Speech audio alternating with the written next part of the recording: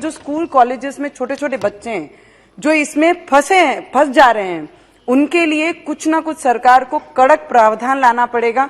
किसने कहा कि बच्चों को ना फंसाया जाए, उन पे शिक्षा नहीं हो जाए, पर मेरा ये मानना है बच्चों को बचाने के लिए कड़क प्रावधान लाने पड़ेंगे, तब जाके हमारे देश के बच्चे जो भविष्य उन्हें हम कहीं ना कहीं बचा सकते हैं।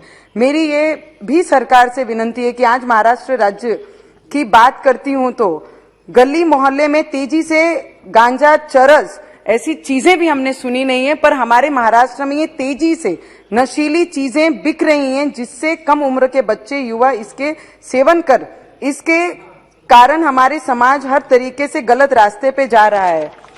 तो इस चीजों को भी हमें थोड़ा सा कंट्रोल में लाना बहुत जरूरी है। आज देश में, महाराष्ट्र में अभी बहुत सारे जनों ने कहा कि गुटखा हमारे महाराष्ट्र में बंदी है, और हमें खुशी है कि गुटखा हमारे महाराष्ट्र में बंदी है, पर जितना गुटखा बंदी होके गुटखा बिकता नहीं है, उससे कहीं ज्यादा पैमाने में हमारे महाराष्ट्र में गुटखा ये बिक्री होती है।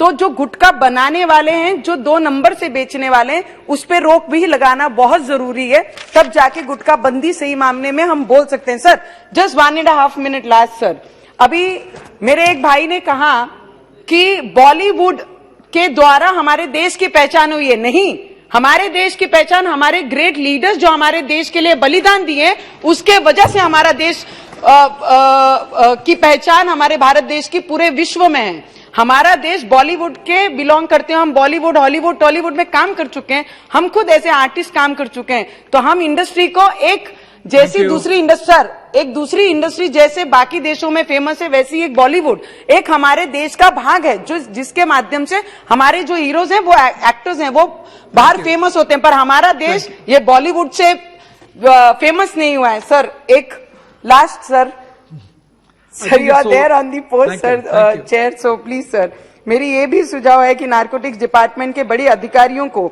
जो बेहतर तरीके से अपना कार्य कर रहे हैं, उनका एक उदाहरण है हमारे मुंबई, महाराष्ट्र में। सर लास्ट वन सर, और उन्हें और उनके अधिकारी अर्ज के कार्य करने हेतु, उनकी सुरक्षा हेतु सरकार को पावर और प्रोटेक्शन देना चाहिए।